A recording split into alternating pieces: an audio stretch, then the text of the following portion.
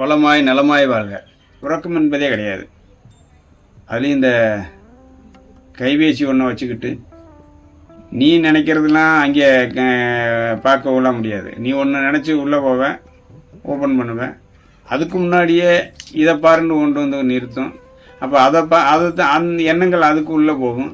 அதுக்கப்புறமா வேறையை பார்ப்பேன். இப்படியே நீ ஒன்றொன்னா பார்த்துக்கிட்டு தான் இருப்பேன். ஆனால் எதுவுமே நீ நினச்சதும் பார்க்க முடியாது, நீ நினச்சது நடத்தவும் முடியாது, நீ நினச்சதுக்குள்ள வெளியே வரவும் முடியாது.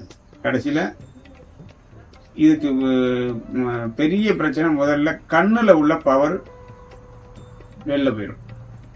கண்ணில் நமக்கு மிகப்பெரிய ஆற்றல் உண்டு. எல்லா மனிதர்களும் கண்ணில் மிகப்பெரிய ஆற்றல், மனிதனுக்கு மட்டும் இல்லை எல்லா உயிர்களுக்கும் கண்ணில் மிகப்பெரிய ஆற்றல் உண்டு.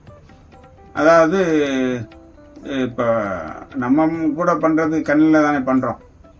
அப்போ கண்ணுக்கு தான் முதல் ஆற்றல் கிடைக்கும். ஒரு நோயாளியை கண்ணிலேயே பார்த்து அவனுக்கு என்ன நோய் இருக்குன்னு கண்டுபிடிக்க முடியும். கண்ணு தான் எல்லாத்துக்கும் முதன்மையான காரணமாக அமையும். அப்போ அந்த கண்ணுடைய ஆற்றல் போச்சுனாலே உடல் ஆற்றல் வெளில போகுதுன்னு அர்த்தம். அப்போ அந்த வேலையை என்ன பண்ணுறோம்னா செல்ஃபோனில் பார்த்து என்ன பண்ணுறோம், நம்முடைய ஆற்றலை விரயப்படுத்திடுறோம். அந்த விரயப்படுத்தின உடனேயே நமக்கு ஆற்றல் குறைஞ்சிருது. உயிராற்றல் குறைஞ்ச பின்னாடி என்ன ஆகுதுன்னா நமக்கு எல்லா விதமான நோய்களும் மன அழுத்தங்களும் எல்லாமே வந்துடுது. முதல்ல நம்ம என்ன பண்ணணும், தேவைக்கு பயன்படுத்தணும். எந்த உபகரணமாக இருந்தாலும் தேவைக்கு பயன்படுத்துங்க, வேண்டாம்னு சொல்லுங்க. அதை முழுமையாக அதுக்கு அடிமையாகும் தனத்தை விடுங்க. இப்போ உள்ள காலத்தில் பழமையை பேச முடியாது, பழமையான வாழ்க்கையும் வாழ முடியாது. ஆனால் தேவைக்கு பயன்படுத்திக்கங்க.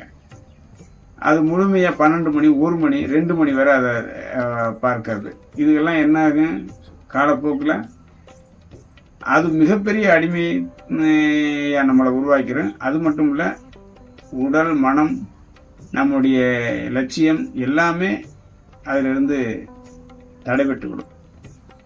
அதனால் அது ஒன்று. அதே மாதிரி உணவு, அதே மாதிரி உறக்கம். இனி இது ரெண்டும் நம்ம கடைபிடிச்சாலே அடுத்து நம்ம நினச்ச வெற்றிகளுக்கு மாறலாம்.